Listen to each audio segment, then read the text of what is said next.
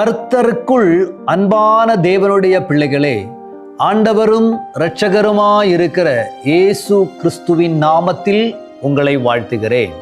இந்த நல்ல காலை நேரத்தில் தேவனுடைய வார்த்தையுமாய் உங்களிடத்தில் வருவதில் நான் மகிழ்ச்சி அடைகிறேன்.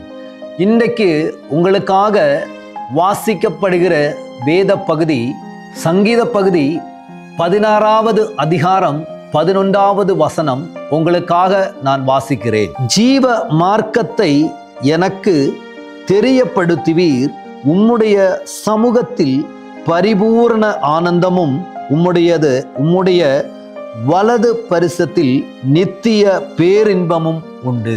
இந்த வேத பகுதியில் ஜீவ மார்க்கத்தை நீர் எனக்கு காண்பித்தீர், உம்முடைய சமூகத்தில் நித்திய சந்தோஷம் உண்டு என்று வேதத்தில் நான் பார்க்கிறோம். இந்த வேத பகுதியை நான் வாசிக்கும் பொழுது, இதனுடைய முதல் பகுதியை நாம் பார்க்கும் பொழுது,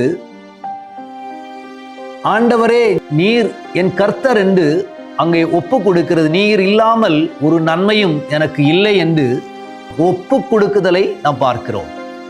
ஆனா கீழே வாசிக்கும் பொழுது அந்த அவருங்க வாழ்க்கையில கர்த்தரை இரட்சகராய் ஏற்றுக்கொண்டு இருக்கிற தேவ பிள்ளைகள் கீழே வாசிக்கும் பொழுது சொல்லப்படுகிறது, நீர் ஜீவ மார்க்கத்தை எனக்கு காண்பித்தீர், உமது சமூகத்தில் நித்திய சந்தோஷம் உண்டு. ஜீவ மார்க்கம் அப்படின்னா, இன்னைக்கு இந்த பூமியில நம்ம எல்லாரும் வாழ்ந்துகிட்டு இருக்கிறோம். எல்லாருக்கும் தெரியும் இந்த உலகம் ஒரு நாள் இல்லாம போகும் அப்படிங்கிற விஷயம் எல்லாருக்குமே தெரியும்.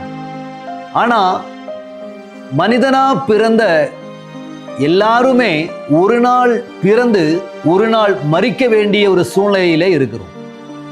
இதற்கு இடையில் வாழ்ந்து கொண்டிருக்கிற அந்த காலங்கள் நாம் எவ்வளவு தூரம் மகிழ்ச்சியா இருக்கிறோம் அப்படிங்கிறது நமக்கு தெரியாது.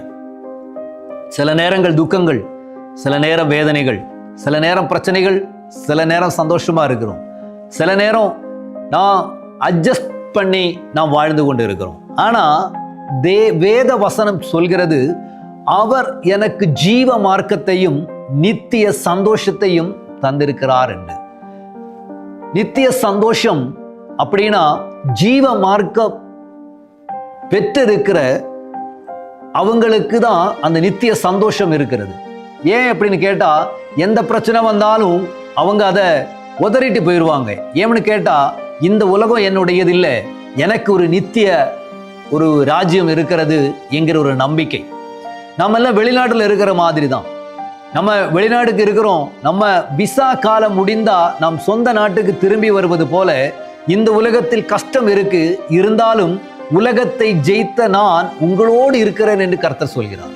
அதனால் நம்ம இந்த உலகத்தை பார்த்து, இந்த உலகத்தில் வருகிற பிரச்சனையை பார்த்து, இந்த உலகத்தில் நடக்கிற விஷயங்களை பார்த்து நாம் கவலைப்படுவதே இல்லை. காரணம் அப்படின்னா, எனக்கு ஒரு ஜீவ மார்க்கத்தை கர்த்தர் வைத்திருக்கிறார், ஒரு நித்திய ராஜ்யத்தை கர்த்தர் வைத்திருக்கிறார். அங்கே நித்திய சமாதானமும் எனக்கும் உங்களுக்கும் கர்த்தர் வைத்திருக்கிறார். ஆம் பிரியமானவர்களே, அதனால் தேவனுடைய சமூகத்தில் பரிபூரண சந்தோஷமா இருங்க.